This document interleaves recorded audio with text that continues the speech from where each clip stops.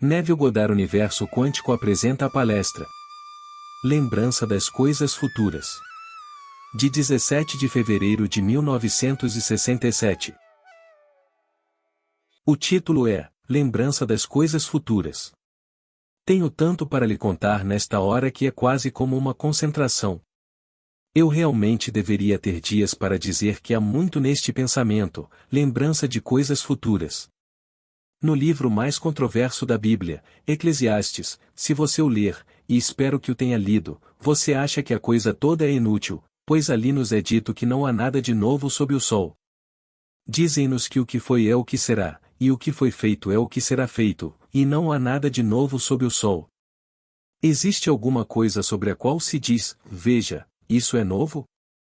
Já aconteceu, nos tempos passados, mas não há lembrança das coisas passadas, nem haverá lembrança das coisas que virão depois, entre aqueles que virão depois. Isso encontramos logo no primeiro capítulo de Eclesiastes versículos 9, 11. Porque sempre fez parte das Escrituras, ainda a temos, e ao longo dos séculos os nossos grandes líderes tentaram apagá-la, retirá-la das Escrituras, mas felizmente sem sucesso. Aí está. Se ao menos entendêssemos do que se trata tudo isso, que o único Deus se submeteu a essa limitação, como nos é dito no capítulo 8 do livro de Romanos. A criatura ficou sujeita à futilidade ou não voluntariamente, mas por causa da vontade daquele que o sujeitou na esperança. Para que a criatura fosse libertada desta escravidão da corrupção e obtivesse a liberdade gloriosa dos filhos de Deus. Versículo 20. Aqui está este sendo-se sujeitando. Como nos é dito. Eu digo que vocês são deuses, todos vocês, filhos do Altíssimo, ou não obstante, morrereis como homens e caireis como um só homem, ó príncipes, o Salmo 82. Um grande cérebro, por assim dizer, contendo tudo, e nós, células cerebrais na mente deste grande sonhador que cairá. E então você e eu seremos libertados, tendo passado pelo sonho que você realizou, um por um.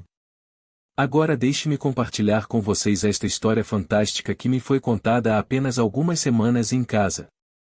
Meu amigo chegou em casa para jantar, então trouxe consigo a experiência. Que pedi para você compartilhar comigo seus sonhos, suas visões. Pois Deus fala ao homem por meio do sonho, por meio da visão, e o que é mais importante do que ouvir a voz de Deus? Mas um sonho inexplicável é como uma carta fechada. Se não for explicado, então você pode receber uma carta, é uma carta de Deus, e sem explicação, tudo bem, a coisa está fechada, está selada, e deixa de lado e esquece. Todo sonho é significativo. E então algo. Não é um sonho, é uma visão. Existem sonhos, existem visões e existem experiências místicas, estes são os três. Esta é a visão mais maravilhosa, dividida em três partes. Então ele chegou em casa, tirou do bolso e me deu. E agora deixe-me compartilhar com você, como ele compartilhou comigo, esta experiência. Agora, aqui está alguém que já teve três das grandes experiências. Aguardo ansiosamente o quarto vencimento em sua época, pensei que tivesse chegado mais cedo, chega em 1968. Eu esperava que chegasse mais cedo, mas não é. É um intervalo de tempo definido. Mas aqui está sua experiência. Estou em um futuro muito, muito distante. Alguns homens e eu estamos com vestes azuis. Estamos na areia e parece que estamos numa espécie de desfiladeiro, e do outro lado da água está uma enorme montanha que se ergue fora de vista. Então essa vibração intensa, essa luz intensa, vem da montanha e faz um buraco no chão. Aqui, parecia que a superfície era feita de acrílico.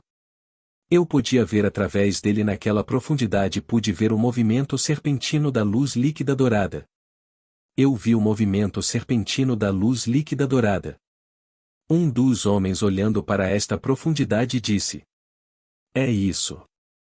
Eles decidiram acabar com isso, mas começaram bem no centro e vai demorar um pouco para chegar à superfície. Então eu me encontrei na cidade. Foi um dia brilhante, brilhante, um novo dia. O mundo mais fantástico que já vi, nada como este. Havia casas. Eles tinham casas, mas nada como as nossas casas. Havia gadgets, inúmeros gadgets. Eu não conseguia entender nada do que via e alguém tentava me explicar que todos esses aparelhos eram a solução para todos os vários problemas do mundo. Todas estas foram soluções e todos os problemas do mundo foram resolvidos, e estas foram as soluções. Mas eu não conseguia entender os problemas, muito menos as soluções.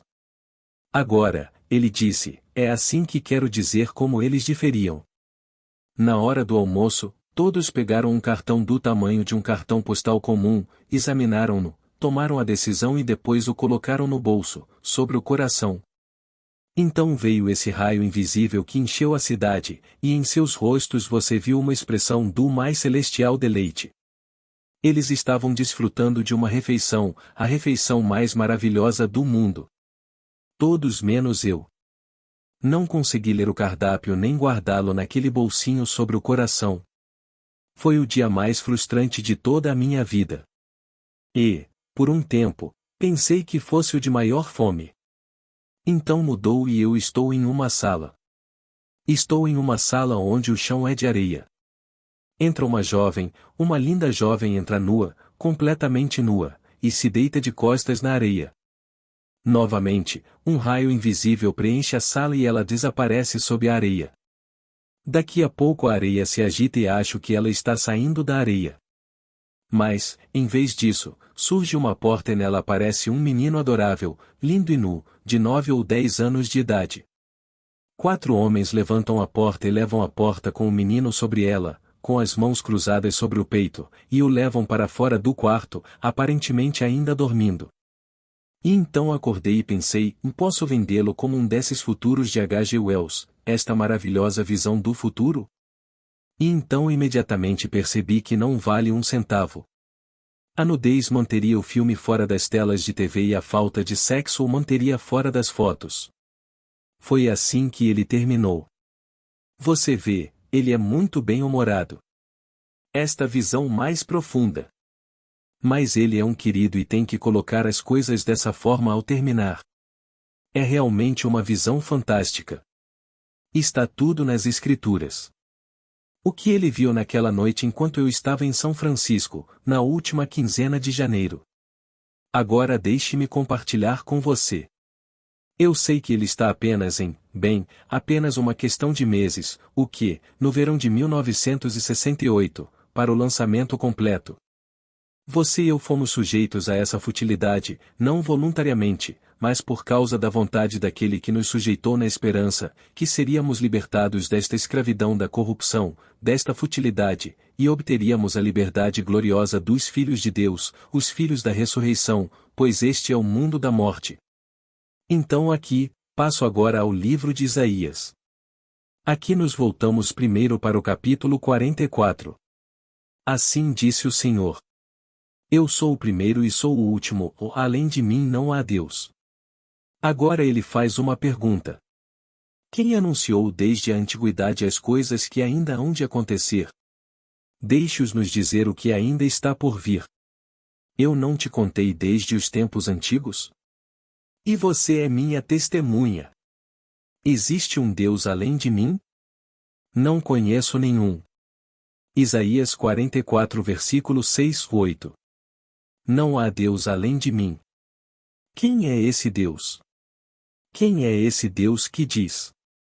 Não há Deus além de mim? Eu lhe digo que este Deus é a sua maravilhosa imaginação humana.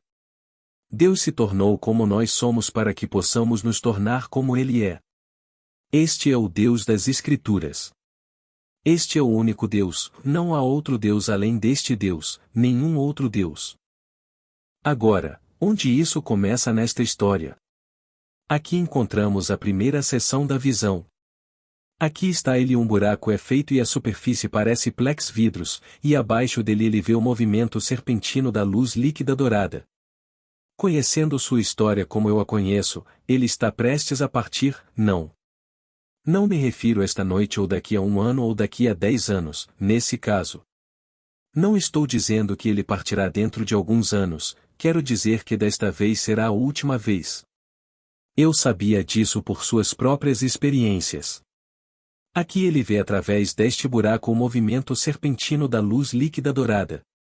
Deixe-me agora voltar ao livro do Êxodo, capítulo 24, versículos 10 e 11 do Êxodo. Ele está falando agora de Moisés. E ele se levantou e Moisés contemplou Deus. Quando ele viu Deus, os pés de Deus estavam sobre o pavimento de safira, e era como se fosse o céu claro. Você não tem ideia de quão incrível você é. Eu estou aqui, uma coisinha boba, 1,70 metros, diante de você e quem me ocupa, quem fala com você, é aquele que está com os pés no céu. Se os seus pés, neste momento, estão no céu, onde está a sua cabeça? Você acha que a cabeça dele está além dos céus? Não, meus pés estão lá, estou no céu e eles são azul safira. Ele está sentado aqui mesmo neste mundo simbólico, a Terra, e está se movendo como uma força serpentina. Ele vê a luz líquida dourada, as circunvoluções do cérebro. Exatamente o que vejo quando entro no silêncio bem no meu crânio. Ele vê o ritmo da vida, o movimento da vida, exatamente onde ele sempre está. Isso é apenas simbolismo. O movimento é verdadeiro, mas está tudo dentro do seu maravilhoso crânio. É aí que Deus está ancorado. E não há limite para Deus. Ele estende os pés sobre o azul safira, o céu. E o azul sempre foi em todo o mundo o símbolo da verdade. Em todas as línguas que ouvimos, ele é verdadeiramente azul. Aquele que é verdadeiramente azul, não há nenhuma parte suja nele, não há dolo nele, ele não tem dolo, é verdadeiramente azul. Ouça a história dele. Ele não mentiria para você, ele não iria te enganar, ele é verdadeiro. Aqui, o azul em todo o mundo tem sido. Eles estavam vestidos de azul quando esta visão começou. Então eles viram o movimento serpentino da luz líquida dourada. Agora somos informados no capítulo 3 de João. Você deve nascer de novo e assim como Moisés levantou a serpente no deserto, assim deve o Filho do Homem ser levantado, o mesmo movimento serpentino. Somos trazidos deste mundo de morte por meio de sinais e maravilhas, e o sinal mais notável é a serpente ardente sobre o cajado de Moisés, sua maravilhosa espinha humana. É assim que acontece.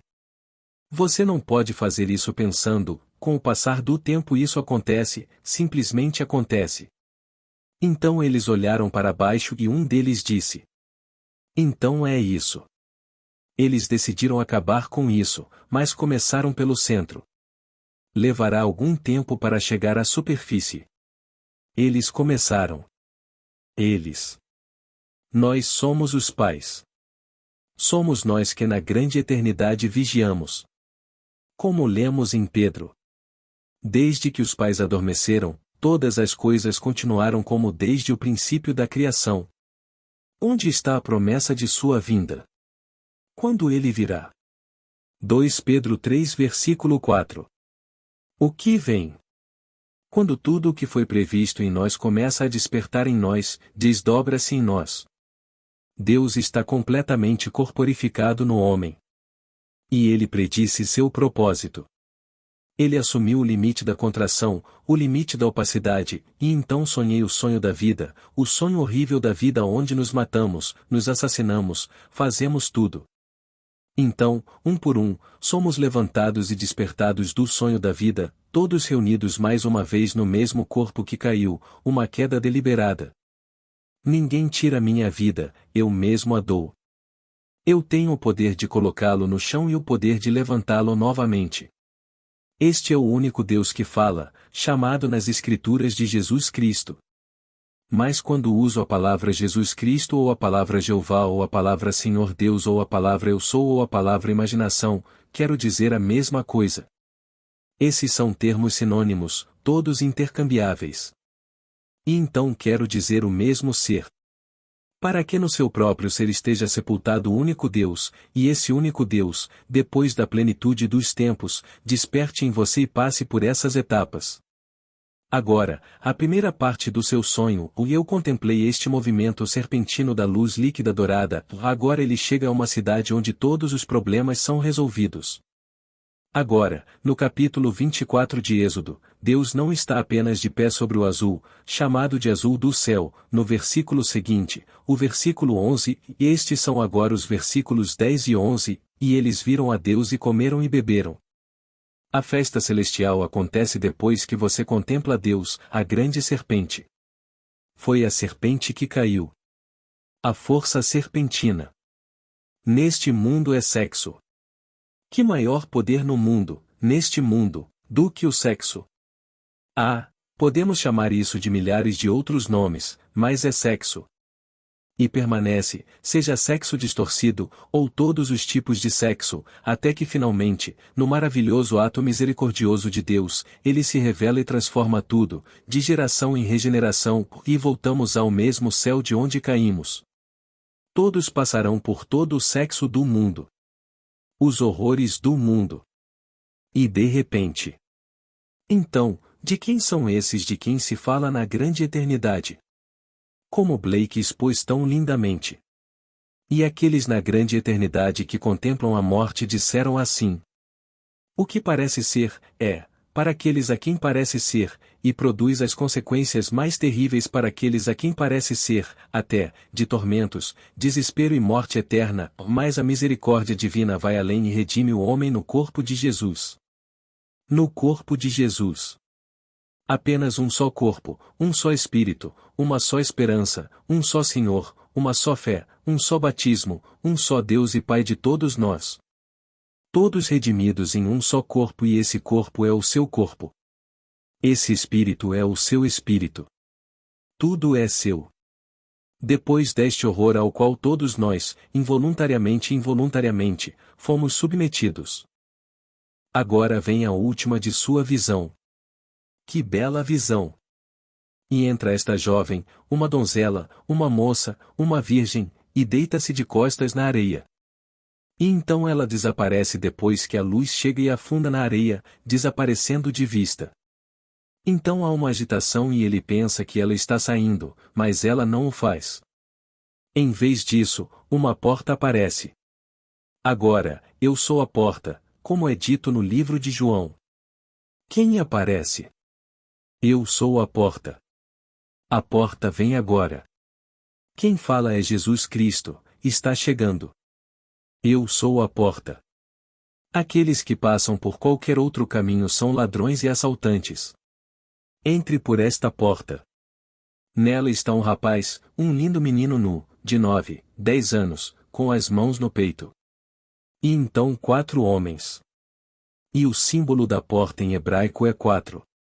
4 homens avançam, os 4 evangelhos, os 4 da câmara interna, erguem a porta e o levam para fora de vista. Agora aqui encontramos a história do capítulo 7 de Isaías. E a virgem dará à luz um filho. Agora, é um sinal. E disse o Senhor, isto vos será por sinal, uma virgem dará à luz um filho. Isaías 7 versículo 14.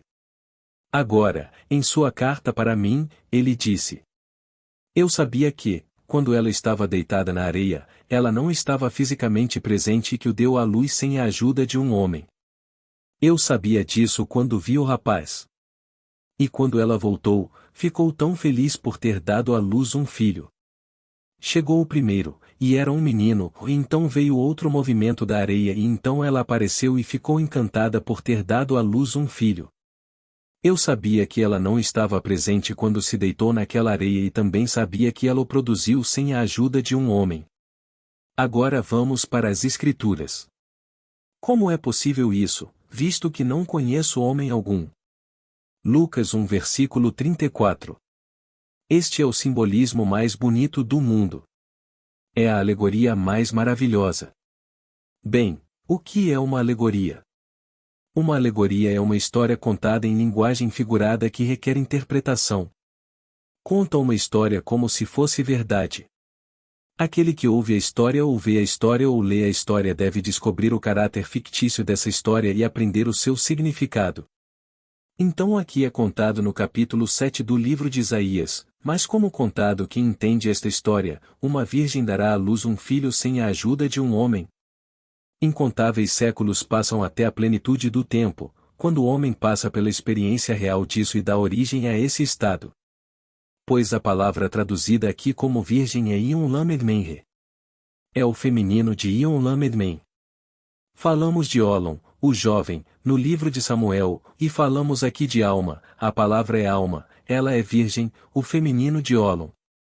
Agora Olon é um jovem, um rapaz, um adolescente. E isso se chama, bem, a moça, a virgem. Quem é essa virgem? Meu maravilhoso crânio, esta é a virgem. Não vem de baixo, do meu ventre, ou vem do alto, este nascimento, como nos diz a carta de Paulo aos Gálatas. Aqui está de cima, meu crânio. Eu não posso acreditar. Tenho inúmeros pensamentos saindo do meu crânio, mas trazer algo dessa natureza? Não, minha mãe me deu à luz e minha esposa deu à luz meus filhos, mas não, certamente não algo dessa natureza. Agora deixe-me compartilhar com você por um momento o que a palavra Olon significa primeiro, para que você possa realmente entender a alma.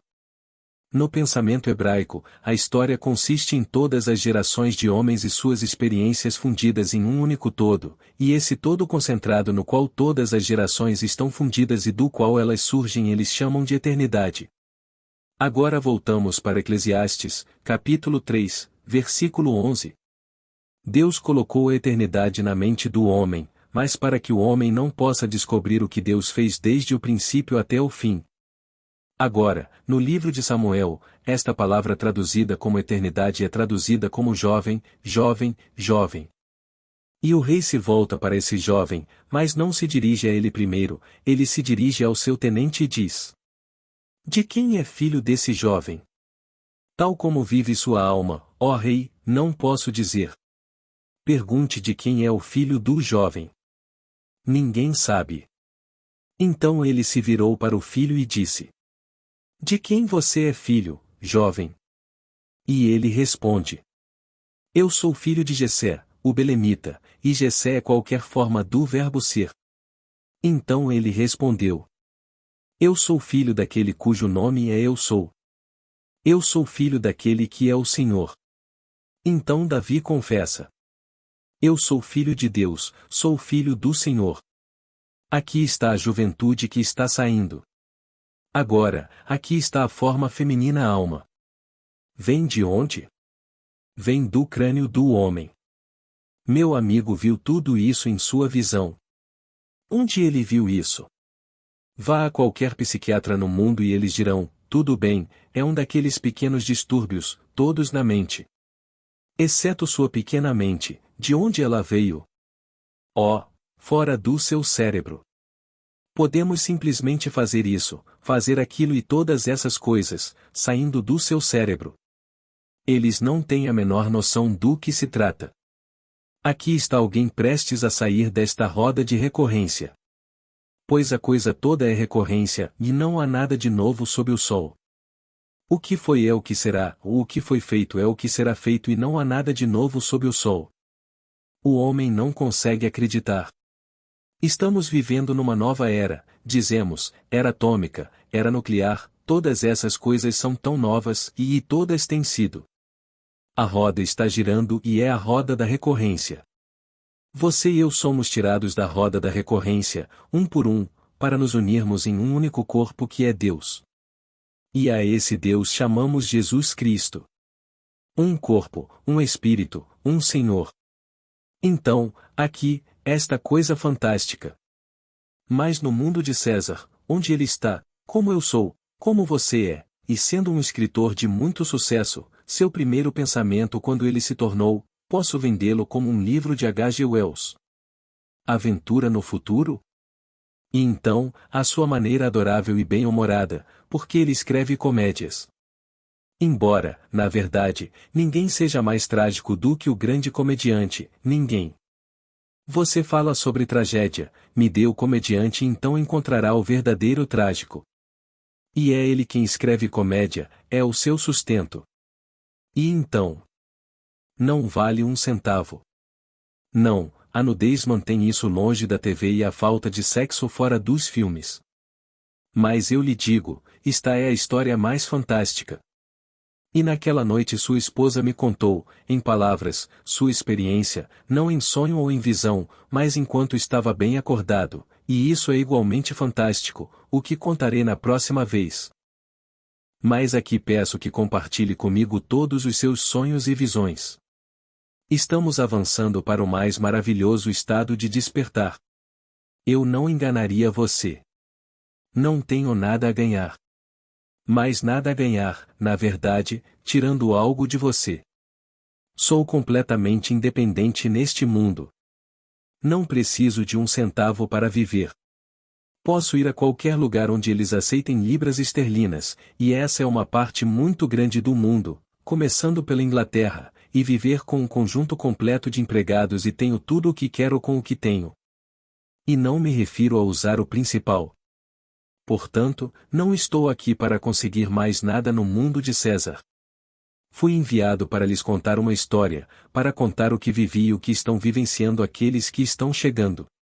Dentro deste pequeno grupo eles estão todos acordando, então o que isso importa? 3 bilhões e meio. Todos vão acordar. Mas não fui enviado para me tornar o ser divulgado, mas enviado para trazer todos que vierem para esta esfera, e deixá-los todos acordados, acordados e acordados, e tirá-los desta roda de recorrência. Pois ele viu nesta primeira sessão da visão de 3 partes. E eles disseram. Eles decidiram pôr fim a isso. Essa foi a decisão deles, e eles acabaram com isso. Mas eles começaram no centro e vai demorar um pouco para vir à tona. E para onde você vai? Em uma era totalmente diferente, pois o versículo seguinte era: E ali comeram e beberam a festa celestial. Não comida como você e eu entendemos no mundo de César, mas em seus rostos refletia-se a mais gloriosa satisfação de uma refeição que estava fora deste mundo. É aí que todos estão entrando em um mundo totalmente diferente, uma nova era, a era onde os ressuscitados entram. Então, novamente, peço que você compartilhe comigo. Não existe sonho que seja insignificante. E não estou negando que teve conteúdo sexual, não estou negando, mas não é isso. Esse poder criativo é o sexo. E ele se move quando você o vê. Ele viu Deus, ele viu quando olhou para aquele buraco. Um dia ele verá a Deus. E verá a Deus e será exatamente como você. Posso lhe dizer, eu sou um homem, você é, Deus é homem. As pessoas não acreditam nisso. Não me refiro ao homem coletivo no sentido de que ele foi feito de uma forma peculiar e estranha. Quando você encontra o Cristo ressuscitado, você vê o homem. Como Blake disse tão lindamente. Deus aparece e Deus é luz para aquelas pobres almas que habitam na noite, mas a forma humana se manifesta para aqueles que habitam nos reinos do dia. Então, quando você encontra Deus, você o encontra como homem, eu sou homem, você é homem, e você encontra o Cristo ressuscitado e ele é homem. Você não pode conceber tamanha beleza. Você não pode conceber tal amor. Você vê a personificação do amor quando conhece Deus, o Cristo ressuscitado. O amor infinito está diante de você. Não consigo descrever, mas é humano e é homem. Portanto, não estou negando a força serpentina. É a força serpentina, aquela grande serpente que caiu. Ele é chamado de serpente. Ele é chamado de grande peixe. Ele é chamado de elefante. Estes são os nomes dados a este poder criativo. Uma senhora que não vem agora, ela disse que o marido não vai deixar ela vir porque ela tem tido essas experiências perturbadoras durante o sono. Ela é avó. E durante o sono, recentemente, coisas horríveis aconteceram com ela. Então ela começou a citar as escrituras e nas escrituras ela disse: Vou contar isso a Neville. Ela está citando as escrituras e conversando com essas criaturas estranhas. Vou contar isso para Neville. Um deles disse a ela: Sabíamos que você contaria ao grande peixe. Sabíamos que você contaria ao grande peixe. Muito lisonjeiro. Não um peixe, mas o peixe, a serpente, o elefante. Os cristãos são peixes, um peixe, uma serpente, um elefante. Mas quando você está no corpo de Cristo, você não é um peixe, você não é o peixe, você não é o elefante, você não é a serpente. Todos reunidos em um corpo, e esse corpo é aquela grande serpente que caiu, que se move como as grandes circunvoluções do cérebro. Quando você entra no silêncio e vê essa luz líquida dourada que se move e se move e se move por todo o cérebro. E um dia, você é levado em espírito à presença de Cristo ressuscitado. E então você vê o cumprimento do judaísmo, e tudo isso foi predito no Antigo Testamento, e consumado. Aqui está o fruto. E é o homem, e é Deus. Para que tudo o que é contado no Antigo Testamento se cumpra na história de Cristo. A história de Cristo é a sua história, tudo. Deus se tornou eu para que eu pudesse me tornar Deus. Essa é a história. Portanto, quero agradecer imensamente ao meu amigo pelo que ele fez. Ele simplesmente enfiou no meu bolso. Eu estava na cozinha, servindo uma bebida para ele, aliás. E ele entrou silenciosamente na cozinha, tirou esta carta do bolso. E então as pessoas pensam, bem, você não deveria beber, você não deveria comer isso, você não deveria fazer isso para ser santo. Esqueça. Esqueça toda essa bobagem sobre comida. Ninguém é levado diante de Deus porque é vegetariano ou não bebe ou não fuma, esqueça toda essa bobagem. Não tem nada a ver com este grande mistério. Aqui estou eu servindo uma bebida para ele. Ele está sempre me acusando de servir uma bebida muito pesada para ele, sempre. Temos a mesma empregada, então ele diz à empregada que Sr. Neville me serviu uma bebida muito pesada. E eu disse: volte e diga a ela que não sirvo a bebida, faço com que ele sirva a sua própria bebida. Então, se ele ficar bêbado em minha casa, ele culpará a si mesmo por isso, não a mim. Eu não sirvo mais. Então aqui, esta visão maravilhosa.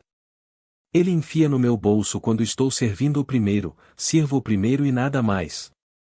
Eu li casualmente quando ele estava lá e depois que ele saiu eu li.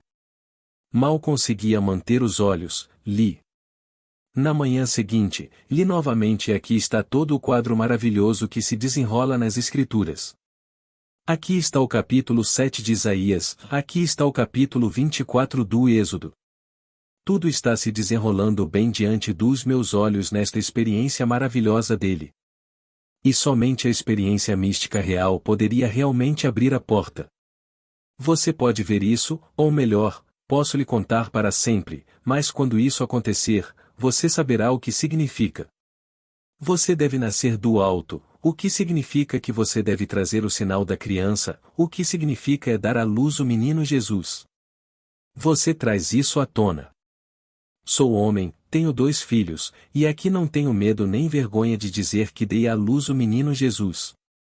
Se eu dei à luz o menino Jesus e só a mulher pode fazê-lo, então, sou mulher. Eu sou aquela mulher que deu à luz o menino Jesus. Então falamos de Maria, pois bem, eu te digo que sou Maria e o nascimento para Deus não só deve dar, eu dei. Então todos são Maria, homem ou mulher, a Virgem Maria, este é o homem.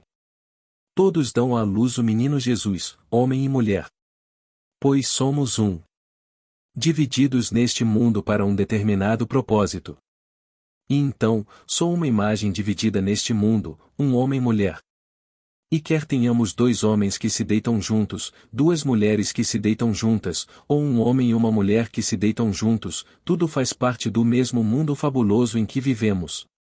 Mas no final, todos dão à luz o menino Jesus. E somente este abençoado faz isso, portanto, você é esse abençoado. É Deus que se tornou nós para que possamos nos tornar Deus. Portanto, quero agradecer-lhe profusamente por esta carta maravilhosa. E eu já agradeci a ela, que ainda não toquei, então farei na próxima semana. E todos os seus, posso lhe dizer, continuem enviando-os. Cada sonho, cada visão, envios. Aqueles baseados no funcionamento da lei no mundo de César. Estamos vivendo no mundo de César e temos que pagar aluguel e comprar roupas, comprar comida, e assim usar a lei. A lei é simples, muito simples. Estados infinitos, só isso. Você e eu estamos em um estado, mas posso sair de qualquer estado a qualquer momento, se souber que estou nesse estado. Se eu me identifico com um estado a ponto de não saber que estou num estado, mas pensar que o estou, bem, então, estou perdido. Se eu sei que estou em estados, bem, posso sair de um estado e ir de um estado para outro estado. E então, eu entro em um estado de pobreza, tudo bem, eu suporto a pobreza.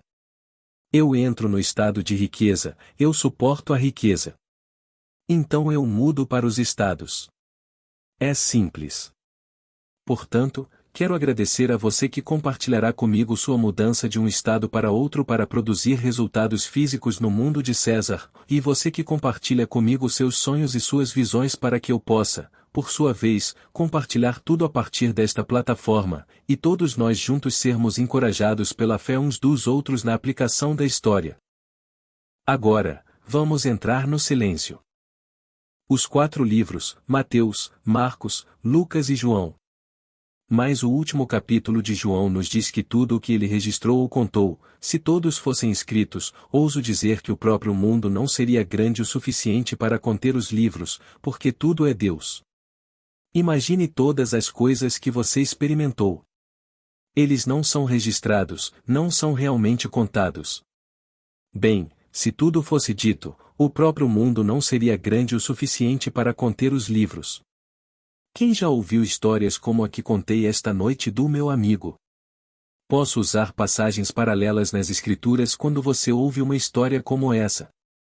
Para mim. Claro, eu o conheço bem o suficiente para dizer a ele, é melhor você sair imediatamente e começar a vender isso para a TV, com nudez ou não, sexo ou não. Eu adoraria sentar e ver o que ele faria com isso. Mas não é, como ele realmente disse, eu tenho isso por escrito. Mas conte-o, para a diversão de todos, porque pode ser uma pequena chama que pegará fogo na mente daqueles que estão assistindo, se eles tiverem um sonho onde isso possa ser relatado. Então me dê seus sonhos, me dê suas visões, me dê suas experiências. Não peço mais nada. Sem dinheiro, eu não sei qual é o seu dinheiro. Basta compartilhar comigo essas coisas que eu, por sua vez, posso compartilhar com todos que vierem aqui. E quando vou para Nova York ou São Francisco ou vou para outros lugares, posso contar a eles. Estes são presentes eternos. Não posso entregá-los, porque eles crescem conforme eu conto. Então eles têm que ser reais no meu mundo. Então você me deu o presente mais maravilhoso do mundo quando me deu seus sonhos, suas visões e suas experiências no uso desta lei. Pois posso lhe dizer, só existe Deus. Não tenha vergonha de admitir que você acredita em Deus, acredita em Jesus Cristo, acredita no Senhor Deus, e no final das contas, acredita em sua maravilhosa imaginação humana. Esse é o Senhor Deus, e esse é Jesus Cristo. E tudo isso se desenrola dentro de você. Agora, só temos um momento, há alguma pergunta? Pergunta inaudível. Resposta. Uma visão, minha querida. Você sabe, aquele que ganhou o prêmio Nobel no ano passado, seu nome é Richard Feynman, ele agora está na Caltech, ele ganhou em física. Ele é considerado um dos físicos teóricos mais destacados do mundo hoje. Ele escreveu este artigo em 1949, quando estava em Cornell, no estado de Nova York, e por esse artigo ele acabou de receber o prêmio.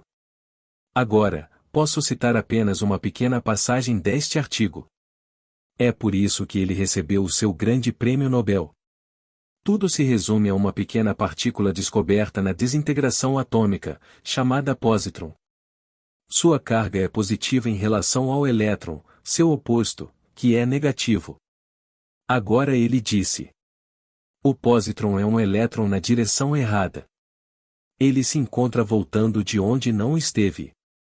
Começa de onde não esteve e acelera até onde estava há um instante.